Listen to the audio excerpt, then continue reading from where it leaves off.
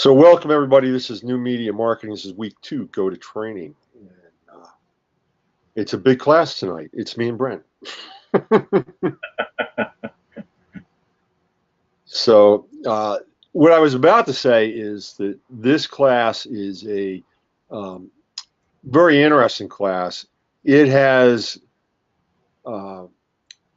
way back when I first came into the program, Kerry Gorgones, who came into the program a little bit before me, we were actually hired on the same date, and we both, well, I didn't have the idea. I was going to stay in entertainment business, and she kept bothering me to leave and come to internet marketing. And when I finally listened, she had been over in internet marketing for a couple months already. But she kicked this class off, and it was viral marketing back then. Then it became new media marketing, and the agenda for it has changed dramatically. And at some point was when, I want to say 2013, I think, Kerry started communicating with Matt Collier, and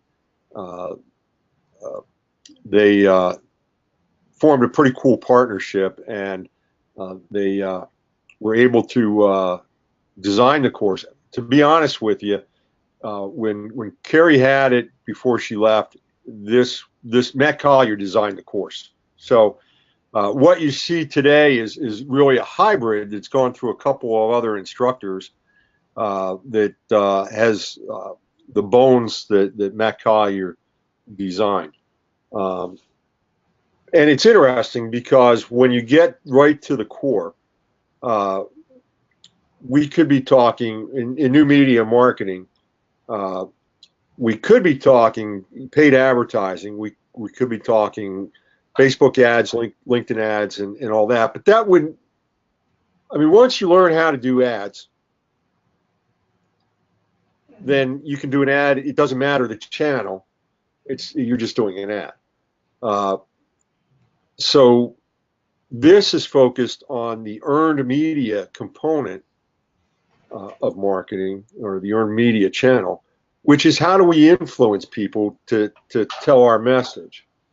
And what's interesting, I'm gonna share with you a couple of assignments that have been done for week 2 in the past. The tendency is to want to go out and find great influencers. If this weren't new media marketing, we would say that they're spokespeople. But because it's internet marketing, digital marketing, we say they're influencers. But not really. The fact is that the people that we want to actually find and to share our story are those that are fanatical, that really want. They're excited about the brand. They want to have some sort of connection with the brand. And here's the difference, though. And at the same point in time, also have the ability to influence. They know how to use new media. They are using new media, and they're communicating with a lot of people. The reason that this is so important is because of the concept of social proof. Have you been exposed to that in any other class? I haven't heard social proof yet, no. Okay. So what happens is you and I, we certainly will go explore all sorts of research if we're going to make a purchase, even if it's relatively impulsive purchase. We always feel better when we know somebody else has already used the product, and particularly if it's somebody that we might know or respect. That's the concept of social proof. It's much different than when we run an ad The ad is just, it's our words. It's our words when we want what we want to say, when we want to say it, and deliver it to whom we want to hear it. Mm-hmm. Social proof, on the other hand, is it's coming from a real live person, and truth be known, we've got no control. It's like riding down the street on a motorcycle and letting go of your hands and hoping that you can control it like you could a bike when you were a kid. And it's a wild ride. Now, that doesn't mean that we don't try to do things, which that'll be next week, where we start to get into the control aspect. But this week is all about making sure that we're getting the right people. So in week one, forget for a moment all the goals and everything. Those are important, but not germane to what we're doing right this second. You took the generic requirements for what a fan is, for what an influencer is, and then you customize that template to become a generic template for your brand. And now what you're going to do is you're going to go shopping with that template and actually go out and find real people. So this is more research, is another way to think about it. Let me give you an example.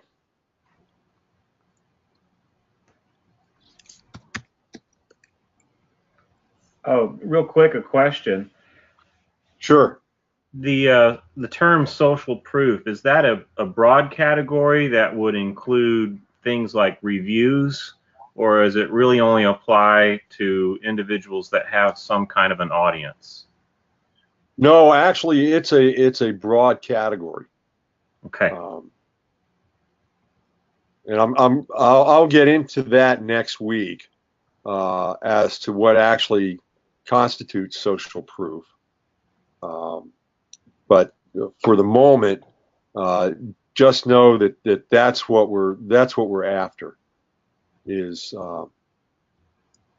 that's the whole reason why we're doing influencer marketing, is the importance of social proof. Now, on the other hand, the other side to that coin is what Google created numerous years back, which is they call it ZMOT. Have you ever heard of ZMOT? No, I have not. Okay, ZMOT is the zero moment of truth. So the zero moment of truth is when in your mind you have an idea and you decide to go search for something, to start to get information. And ZMOT, then, the zero moment of truth, is that moment when you engage the internet for research that's already written and developed. Now, the two go hand in hand because your ZMOT may be in new media marketing, and it may turn up a blog or a review or a post in Facebook that was created by a persona that's related to the brand. But it might also turn up a written testimonial, written information that's purely created by the brand for purposes of advertising too.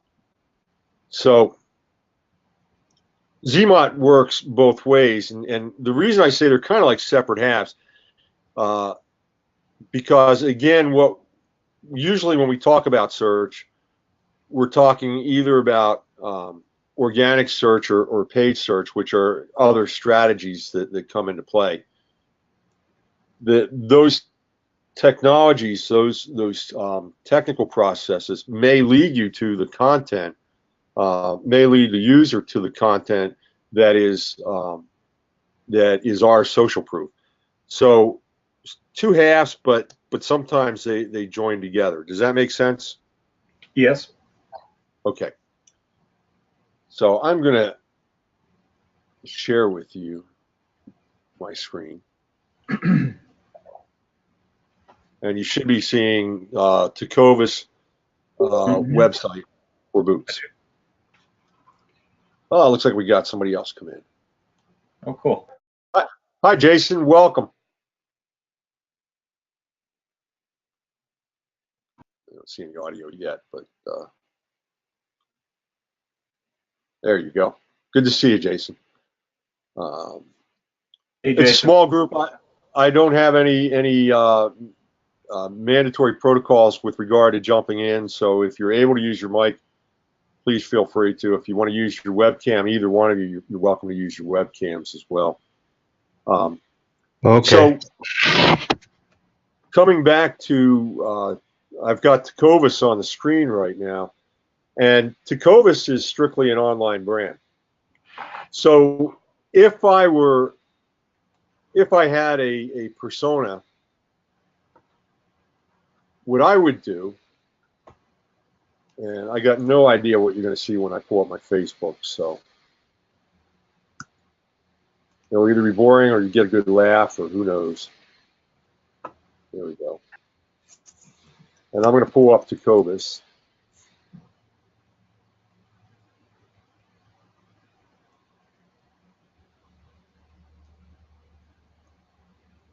And there's Tecovas' page.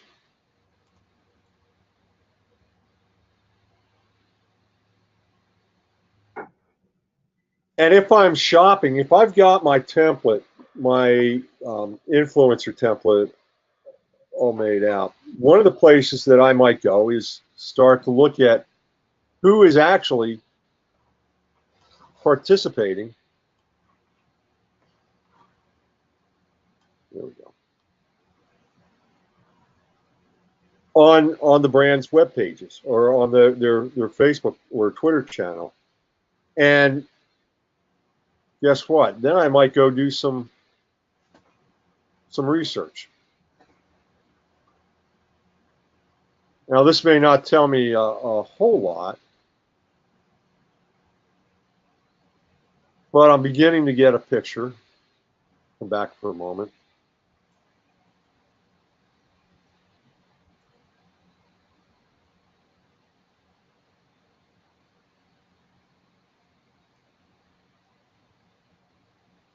I should put my glasses on. It'd probably be easier to read.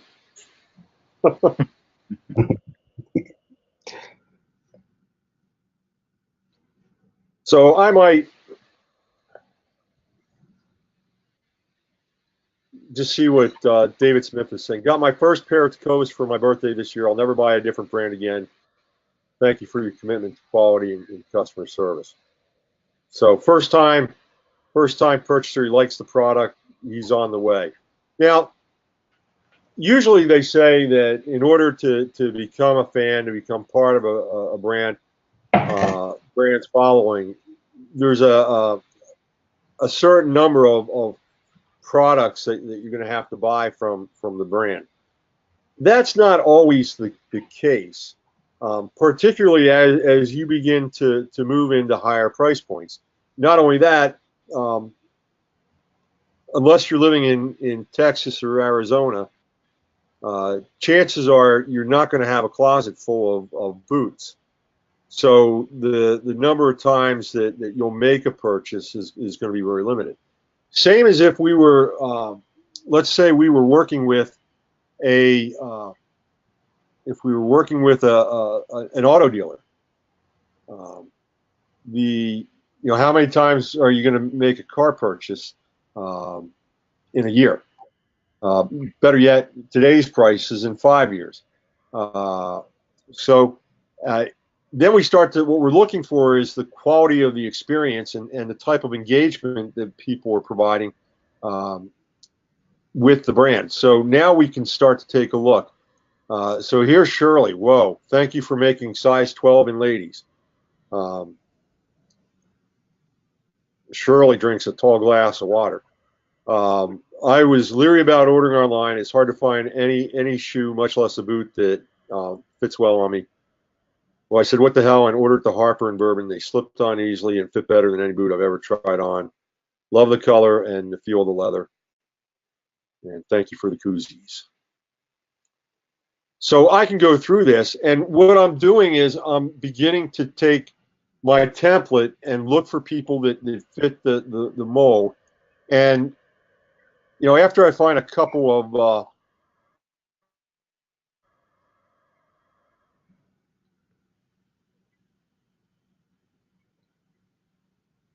nothing there. But after I start to find a couple of folks, what my next step might be is to do some more investigation.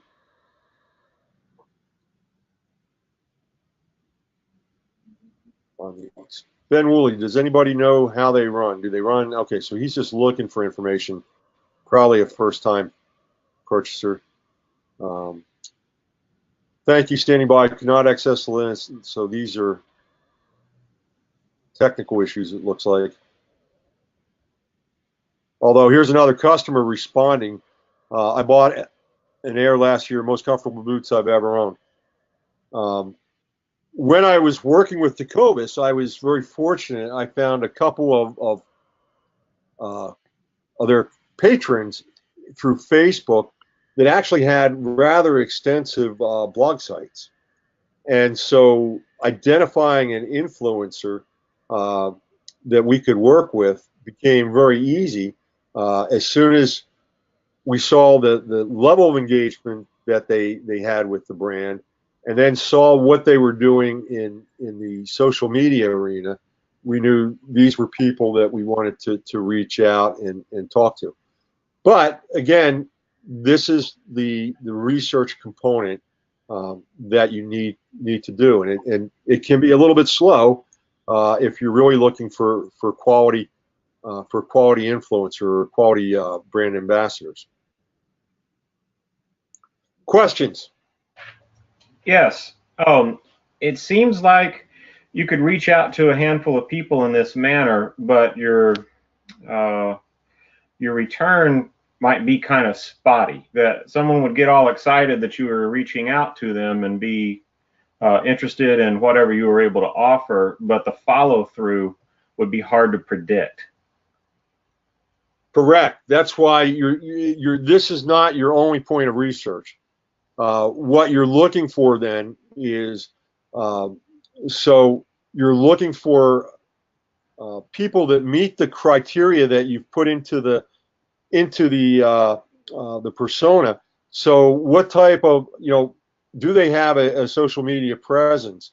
What type of activities do they have with regard to social media? Are they tweeting? Are they blogging? What is it about? Now that we've identified some people that are really excited about the brand, the other part of that is, do they meet the rest of the criteria? Sure. Okay. So let's do this.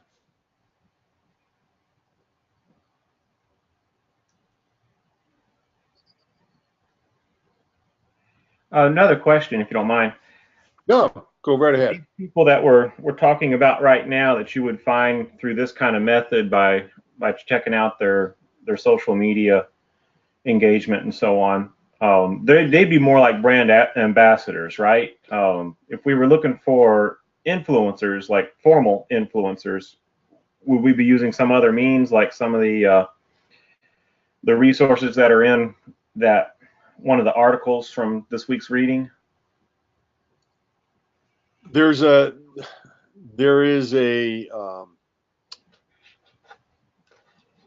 there's a lot of debate within the industry. Mm-hmm. Give me a second.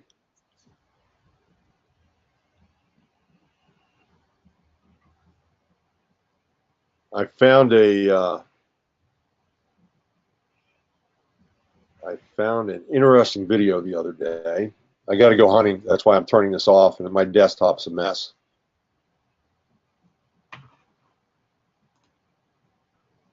I'm putting together a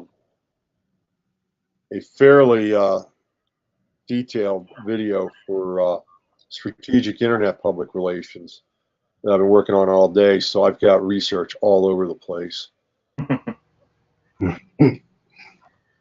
Oh, I'm looking at that article that I just referenced. Buzz Sumo is one of them. Something else called Follower Wonk. Okay. Just as a couple of examples of what I meant when I said some kind of a resource to find formal influencers as opposed to brand ambassadors.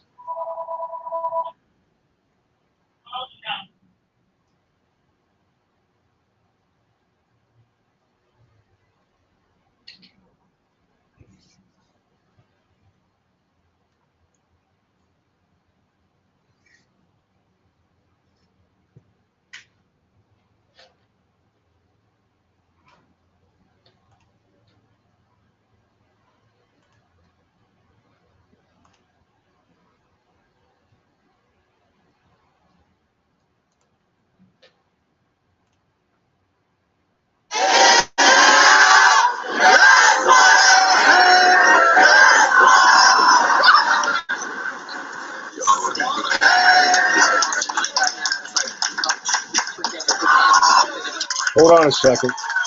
None of my controls are working.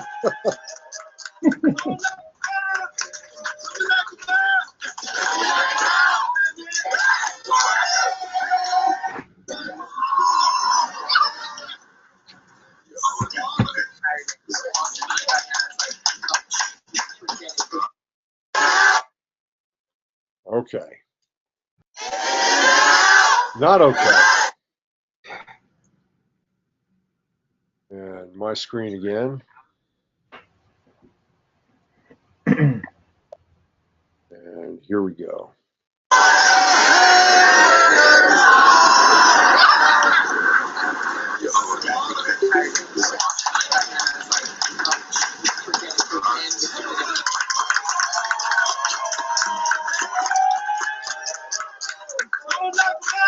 Question, you can hear the video and you can see the video?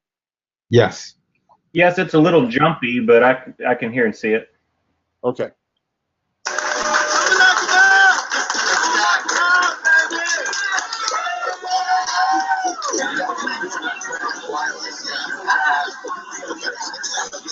Thank you, Lord Jesus. Man, thank you. Praise God.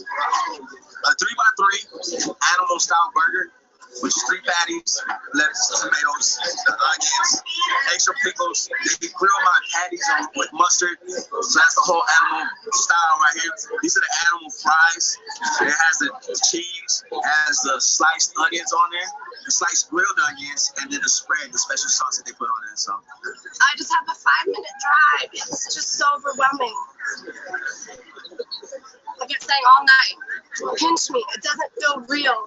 It felt real in there. And it's I'm crying again. you're passionate about something, you know. I love In-N-Out. It's good. Oh my God.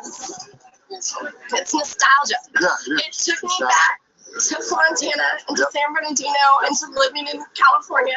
I understand. I can't get over it. I can't. God, I want to keep that.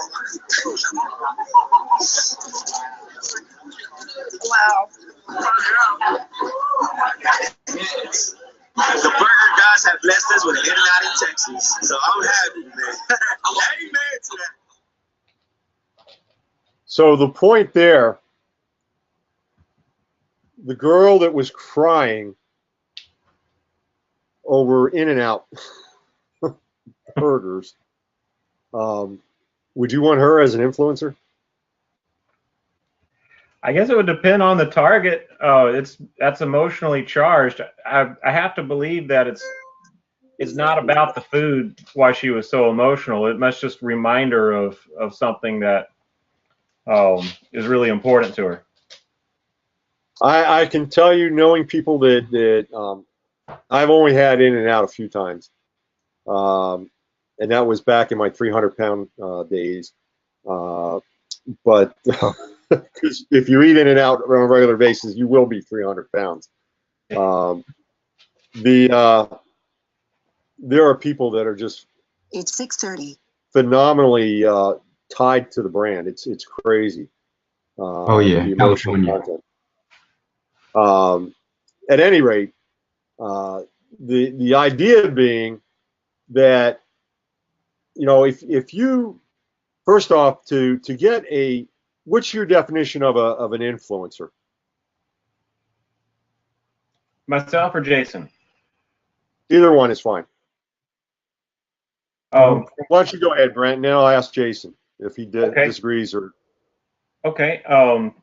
From what I know so far, an influencer would be a person who has used online means in some way to build a following. They could be called creators or Instagram models or whatever, where they've provided content that people enjoyed, and so through association with liking the person or their character, they've got some influence. So it's not really a paid spokesperson thing, but they do have some kind of influence over their followers or their fans or their subscribers or whatever it is, because they like the brand that has been presented to them. Contrast that with a brand ambassador. Someone who doesn't expect compensation for sharing the message of the brand. An influencer, being a little bit more formalized, is going to want compensation because they've worked so hard to build that following and do so much to protect the trust of that following. A brand ambassador, I think, would be more likely to just broadcast their love for a brand no matter what, and really just seek to be associated with it, like people putting a bumper sticker on their car for a football team. They just want to associate themselves with the football team. Does it feel like you're splitting hairs to some degree? With the exception of the involvement of commerce, right? It's a two-way street to me for an influencer. They're doing something for something in return, where a brand ambassador isn't involving any kind of compensation other than the fact that they enjoy being involved with the brand. And so, yeah, I guess I'm splitting hairs, but that'd be the only distinction that I'd hang on to. And actually, I would tell you that you could probably go out and find a Jason, I apologize. Were you going to add anything to that? No, I keep losing a signal, so I'm glad I'm back though. I just feel like the influencer is basically someone that is credible to being a person that is tied to the brand, and we've already established that. And you want them to use their following to actually help the brand. So, but I think that would be a criteria that they could actually influence their brand, their actual followers as well. But I'm not sure. What I was about to say is you can read probably a dozen different articles or stories with regard to influencer and brand ambassador, and you'll probably find at least a half a dozen variations that contradict each other. And the reason being is they're both influencing. My son plays lacrosse for Asbury University, and Tomahawk Sunglasses approached him last year to be a brand ambassador, and the compensation was just floored me. I was absolutely overwhelmed, and I'm still amazed that he didn't take them up on the offer. They offered him 50% discount on a pair of sunglasses, and then a code that he could offer to his following. And at a certain point, he would start to see a little residual from sales that he generated, and he said no, thanks.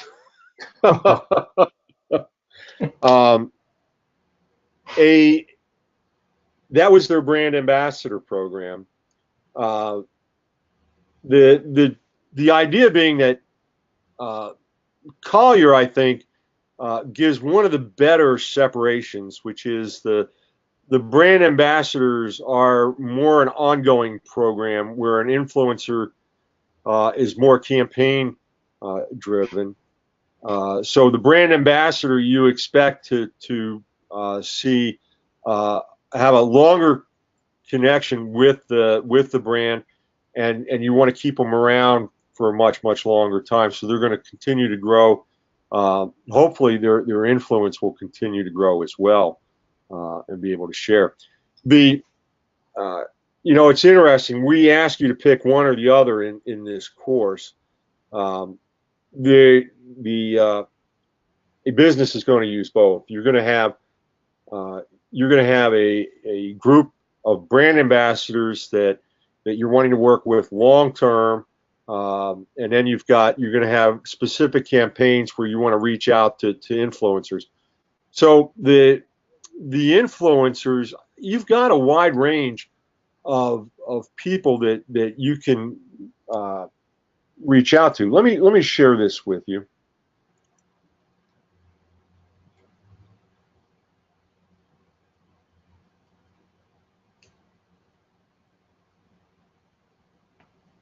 So this is an influencer deck.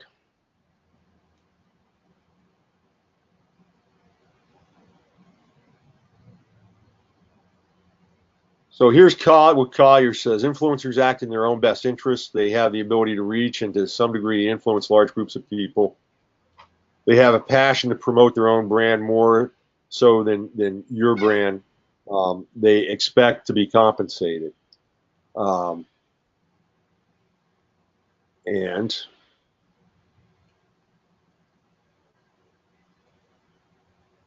these are the generic templates for praxis that this student developed. So these are influencer. And then he looks at who top influencers would be that would they could reach out to in order to meet that particular persona. Well, if you take a look, Jason Zook, Gary Vaynerchuk, Charlie Kirk, and Dave Ramsey. Take Charlie Kirk out of the mix. Look at Gary Vaynerchuk and Dave Ramsey. What's it going to cost you to get Gary Vaynerchuk to pump your brand? What is it going to take for you? What is it going to cost you to have Dave Ramsey? That's the name I recognize, and I imagine that'd be more like a paid spokesperson and a pretty stiff fee. Yes. The same is true with Dave Ramsey. Or I'm sorry, with Gary Vaynerchuk. Charlie Kirk is Turning Point USA is it's a student organization that's focused on bringing the country closer to the original writings of the Constitution, and particularly with regard to the financial directives, the fiscal directives that are found in the Constitution. So for this particular product, I could see maybe Charlie Kirk being approachable, but he is founder and executive director of an organization that is huge. And so the question is, how are you even going to get in the door? Gary Vaynerchuk, how many books of Gary's do I have? I have 3 of Gary's books on the bookshelves behind me. Gary was a huge social media phenomenon with his Wine Library web TV series, where he did wine tastings each week, and he was building his father's liquor store is what he was doing. But in the interim, he became a social media entrepreneur. I think this person named it correctly. He's got media side. He invests. He was in He was in Orlando, was a speaker at Full Sail at the Bold Summit 2 years ago. Again, getting your brand, getting him to look at your brand, you're talking a paid spokesperson, which is the problem if you shoot too high. So there's a leveling issue here. Yes, you want somebody. Let's go back to the persona. What's the persona here? Patrick is a millionaire who made his money as a serial entrepreneur, having started and sold 2 companies since the age of 23. That may be the issue right there, because these are certainly all millionaires, right? But what's your access really going to be to them is the bigger question. How much are you going to need to spend in some form of capital in order to get in the door with these folks? It's just a realistic question. Would it be correct to assume that you'd have to be of comparable size and appeal, barring the odd situation where maybe they were already a fan of what you were doing, regardless of your size and appeal?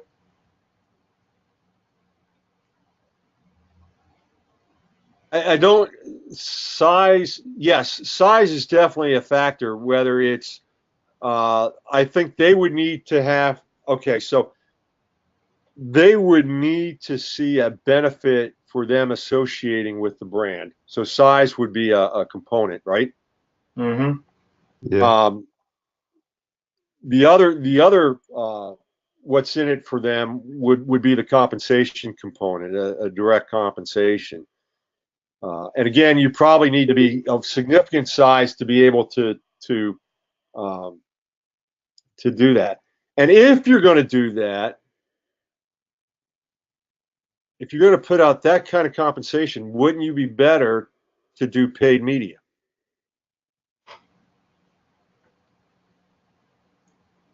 Now Seems they like can it. become now a paid spokesperson is paid media. If you give them a script and say, this is what I want you to read.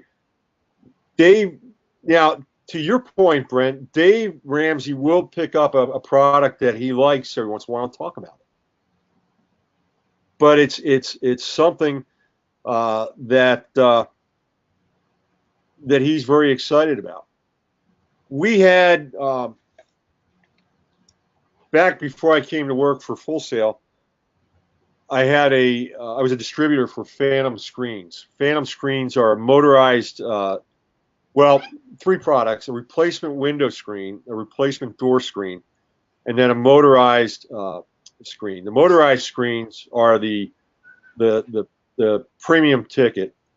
They're usually put on very custom homes, so usually in the $1 million plus range. Our target market was, we didn't look at people, we looked at homes. And the type of homes that we did, Jason, what part of the country are you in? I'm in New York. In New York. But I just moved from California. I was living in California 16 years. Oh, wow. So the type of homes that we would typically look to put product on, $1 million was the low range. 4 to 10 was our sweet spot. We did Grant Hill. I did his home twice. I did his old home and I did his new home. On his original home in Orlando, I had just 2 screens, and then he crossed the street into the more prestigious part of the development in Islesworth, and he ended up with he took over home and gutted it and redid it, and he decided he wanted an outdoor living area just so he could use our screen product. and we ended up putting 16 screens on his home. Now our price on that, or the retail price on that, was usually around $3,000. So in terms of the total cost of a home, particularly that size, not huge, but for us, certainly a very, very good sale, very large sale. Well, one day I had a builder that was having products with hurricane shield, and the vendor for the hurricane product was no longer around, and she asked me if I would take a look and see if there was if I could come up with any sort of solutions for her. And so I was decided to go look at the home after dinner one night. I took my wife, and at the time I was driving a 2-seat roadster, and we're cruising around the golf course at Islesworth, and this dog came running over the berm and ran right in front of my car, sat down. A couple kids came over, and I looked at the dog, and the dog kind of looked a little bit like one of our dogs. I asked the kids, I said, is that your dog? And they said, no, it's his. And they pointed at the guy coming across the berm carrying a baby. So we ended up having a long talk. The dog was actually a Labradoodle, and we have a Cadoodle, which is a Collie Poodle mix. And had a wonderful, wonderful discussion about dogs for about 20, 30 minutes. And we ended the conversation, and I continued around the end of the putting field where we were actually driving around. And as we're going to the house that we're going to look at the product, I turned to my wife and I said, do you realize who you were talking to for the last half hour? And she was actually kind of shaking. This was back before he had domestic issues, where he was a good guy. We had a 30-minute conversation with Tiger Woods. And it just so happened that the house that we were going to, the people weren't there. They probably lived in the house 3 weeks out of the year, but there was a house sitter, and the house sitter not only took care of that house, but they also took care of Tiger's house. And guess who needed product? And my in was because I took care of one problem. I met somebody else who was able then to introduce us as a vendor, and we were able to put product on Tiger Woods' house. And yes, I was able to get Tiger Wood to do some endorsements because he loved the product. He thought it was absolutely wonderful. At the time, we had done the Grant Hill home with 16 screens was nothing compared to when we did Celine Dion's home down in just outside of West Palm and Jupiter. And being down there, I started to have grand ideas, and I kept looking for a connection to Rush Limbaugh, knowing that he had the biggest radio audience in the country. I think it's like 12 million, 13 million.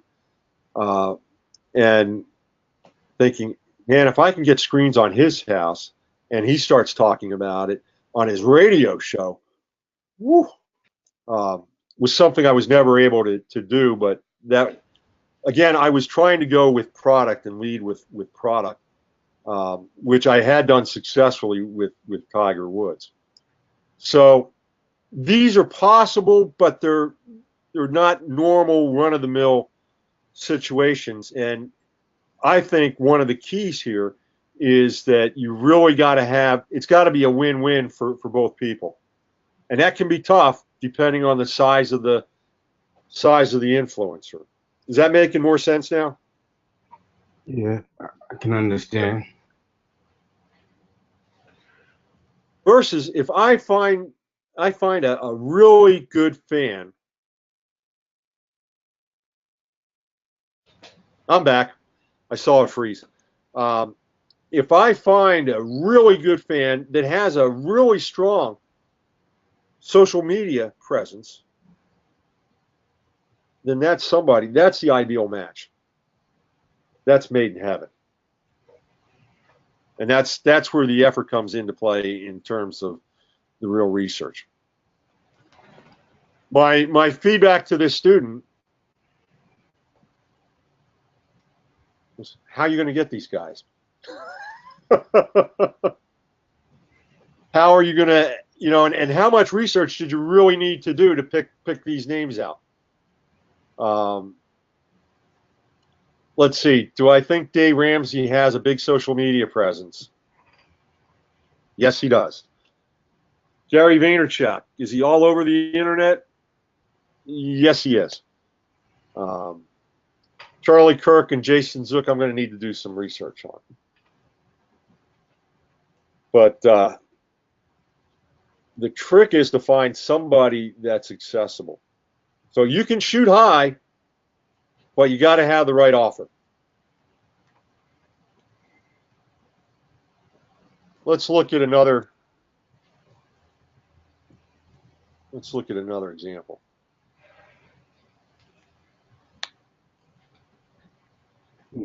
Not a budget.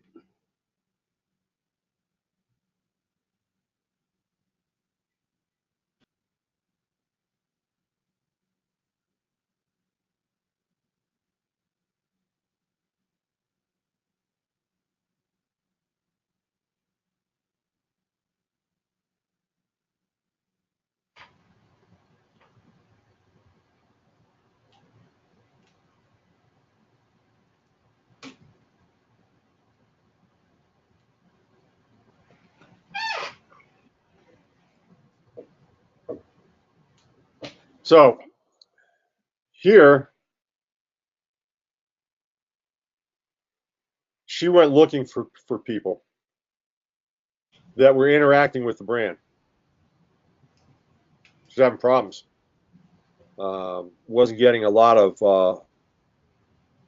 feedback.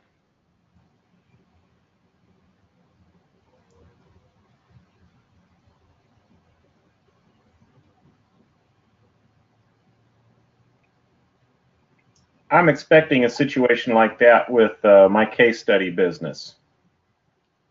Here's your case study business. It's a by the way, you're going to hear a pop top open. It is not a beer. The case study business is a local radiator shop that they had a Facebook page for a little while and they deactivated it. The owner just isn't very drawn to internet marketing at all, except that he's open to whatever suggestions I may make, but there's nothing pre-existing. So none of that has really been established with this business. So I take that to mean that that's my task, that it's not a dead end. It's just kind of shows me what I need to do next, but it doesn't already exist. That, I'm so glad you brought that up. So how are you going to handle that? Well, I think they need to jump on Facebook first. I think it'll have to be established for them, but may convince one or two of the staff members to check on it regularly. And then I think if they start to see some returns, like somebody that actually shows up in the shop and mentions Facebook to them, that they'll start to believe in it a little bit more. But I think it's going to be a task. So this is interesting. So are you going to go and I got to apologize. I don't remember whether you said influencer or brand ambassador in week one. Which way did you decide to go? I went with influencer, just as a sidebar. That's something that I hope to be in that role myself. So I'm kind of combining the two goals there. Well, here's what you're faced with at this point, which is beginning to build the brand, because the you're at ground zero. You're at your zero moment of truth. Yeah, I suppose myself and the business are in that situation. So there's a long road ahead. So for you, one of the tasks may be to do some benchmarking. What similar businesses to your radiate? And I got to ask you, you picked a really. If I were looking at all sorts of companies I could pick my case study company from, just what you described, I wouldn't have done it. What led you to that decision, though? I'm kind of curious. Well, first of all, I didn't know anything about any of this, which is a big part of the reason that I'm in the program.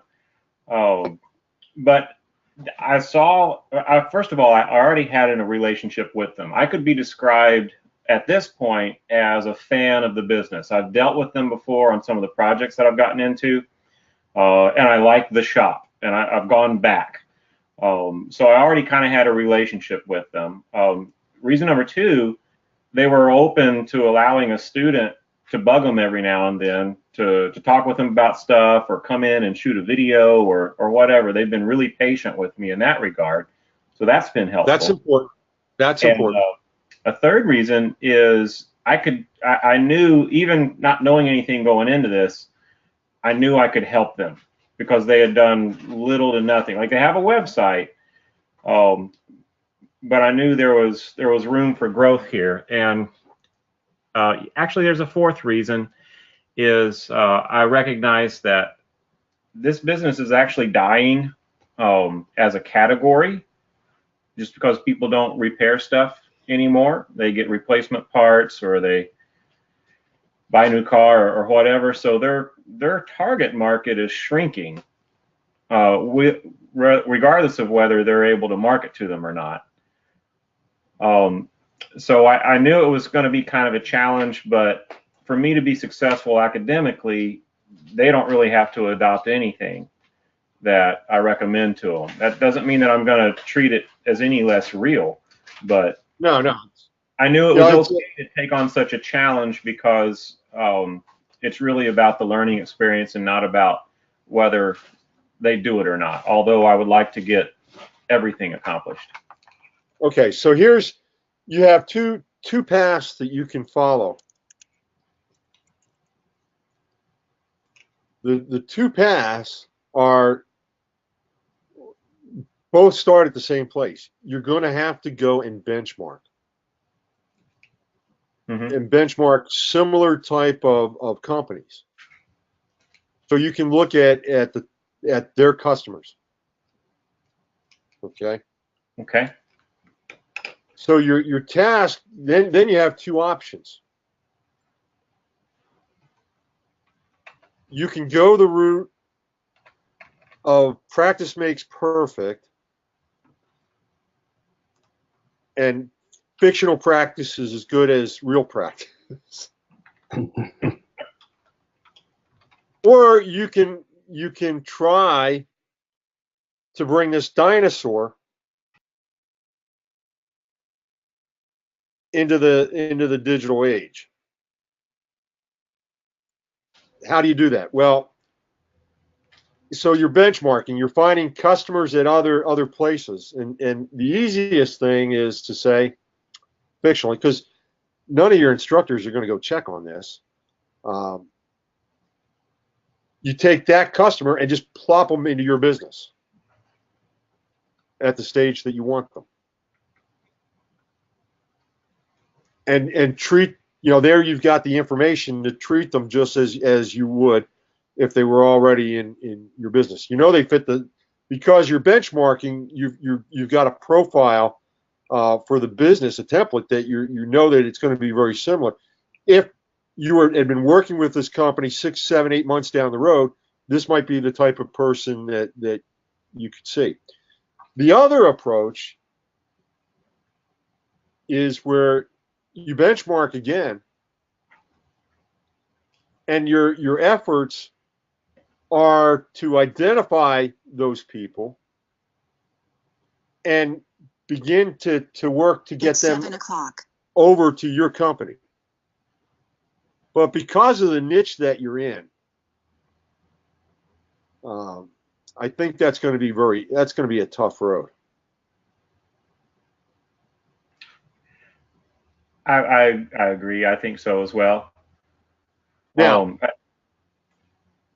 let me tell you that what you're doing as a master's student, and this is where the benefit, this is your education, this is what you do as a master.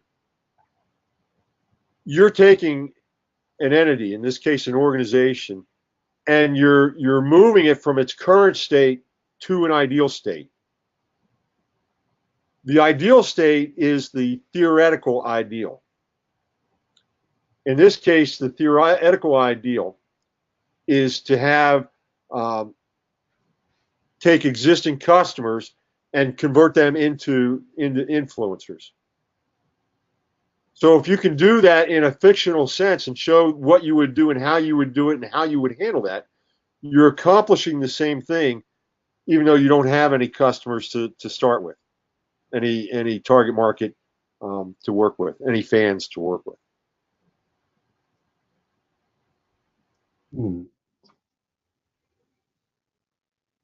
Yeah, it's a juggernaut.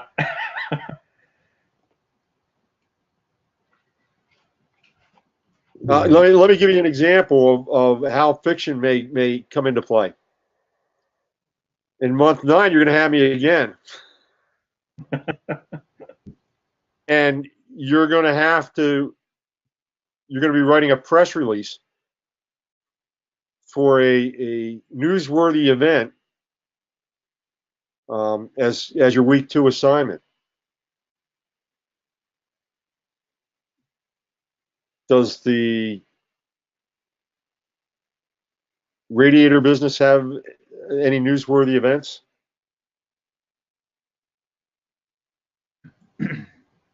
Well, we would just have to pick something. Oh, but nothing. Better yet, no. Not pick something. You pick something, and I'm going to write it back and say this is not newsworthy. Mm-hmm. More than likely. What you're going to do is you're going to create something that's newsworthy. Whether they implement it or not, you're gonna create a newsworthy event, and that's going to be your press release.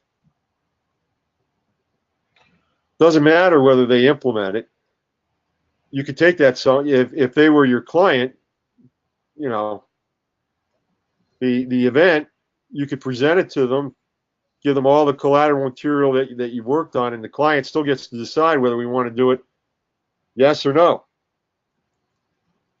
So you're creating fiction throughout throughout many of your assignments, but it's the fiction, the circumstances as it relates to you understanding what the ideal situation is, what the model is, the theoretical best scenario.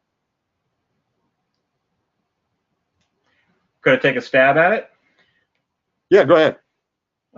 Let's say that the shop, this radiator shop, sponsored a racer, a drag racer or something. Well, I don't know if they use radiators, but let's say they got involved with a race team, and they put their radiator in it and their name on the side of the car, and that car won a race or a championship or whatever. That seems like that would be a newsworthy event, that they would want to associate their name with that level of success. Yeah. Exactly. Okay. Good idea. Let me give you another example, and this is true. Edward Bernays was working with this old, stodgy, downtrodden hotel whose sales were dying, and he looked around at what he could do to market the hotel, and he decided that he was going to put a committee together, citizens from the town, from the Better Business Bureau, etc., along with some members from the hotel and some past guests. And they were going to create the 30th, the hotel was approaching 30 years old. So the town wanted to celebrate the 30 years of contribution that the hotel has made to the town.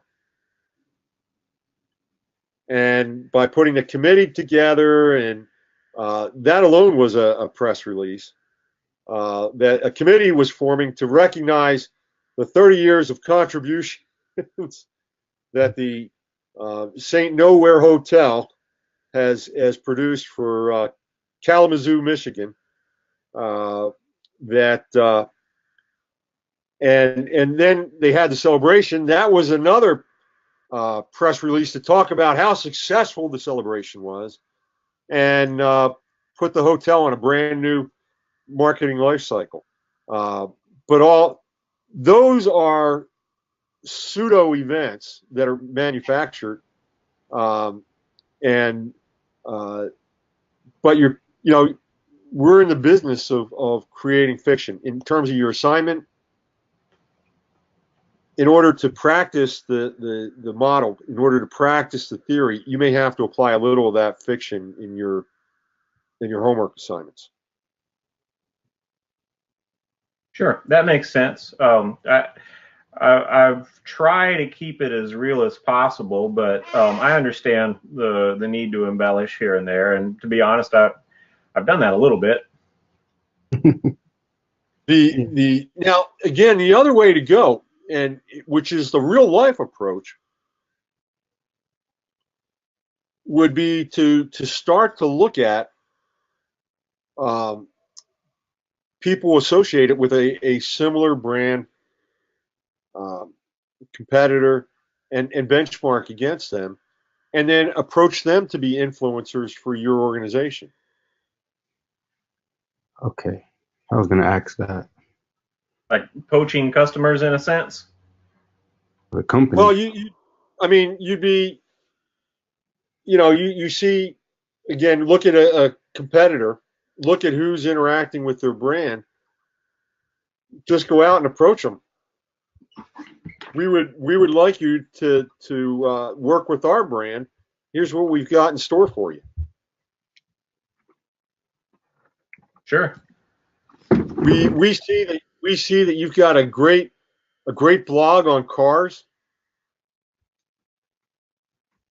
and we feel we got a unique product. We feel a unique niche, and we think you can tell that story really well. So you could do that too, and that would make as much sense as just creating fictional influencers. Mm-hmm. Okay. Okay. No, that's great. I appreciate that. I'm taking notes.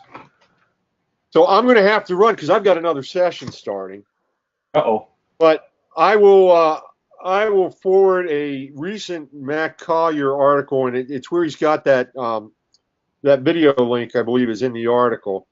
And I'll try and include a couple of examples. Some are really good, and some have some good elements to them. So you're going to need to choose and pick. The Praxis one, other than the fact that the reachability of some of the influencers I question, the Praxis one is done extremely well. Mm-hmm. And for the most part, that I like everything about that other than the reachability component. So that's all I got. I hope you had a good session. Absolutely. I really like these. I want to apologize to Jason. I think I took all of the time and we didn't get to hear his approach. I know it's going to be a cool one. I was looking at your bio. I think you're involved with a charity pretty heavily that you've been at for a long time. Am I right? Yes, and I've been working on it since 2008, and we've had a couple of influencers, but I didn't know what they were before. Now I'm understanding it better, and I want to approach them, like celebrities and different people that have been helping us with the kids that we work with. Jason, you have a really interesting situation because as a charity, as a nonprofit, you have a number of different targets that you need to think about. First off is your sourcing for funding as a target, but also as a target the focus of the delivery of your services. Because if you're not attracting people that you can deliver your services to, then there's no reason for the charity in the first place. So some of the relationships can get a little bit confusing in terms of the messaging and the focus. I think charities make some of the most interesting um, uh, marketing campaigns because you have to do it at a number of different levels. So next time we're going to talk more with you. Sounds good. And Jason, are you in the degree program or the certificate program? Oh, hello? Oh, there you are. Jason, are you in the degree program or the certificate program? I'm in the degree master's. Oh, excellent. Good. So I'll see both of you in month 9. Good deal. Yeah, I really enjoy, and I'm getting to understand more about the company. We've been working on it for so long, and I want to, there's a lot of kids that are in the program that are graduating college now, and they're becoming influencers in other ways, and they're fans of the company now. So I'm really excited about trying to learn more and do better for the company. Excellent. Well, I've got 3 minutes to wrap this up, so I got to run. So I will talk to you all next week, okay? Okay, thank you very much. Thank You're you. welcome. Bye now. Bye. Bye now.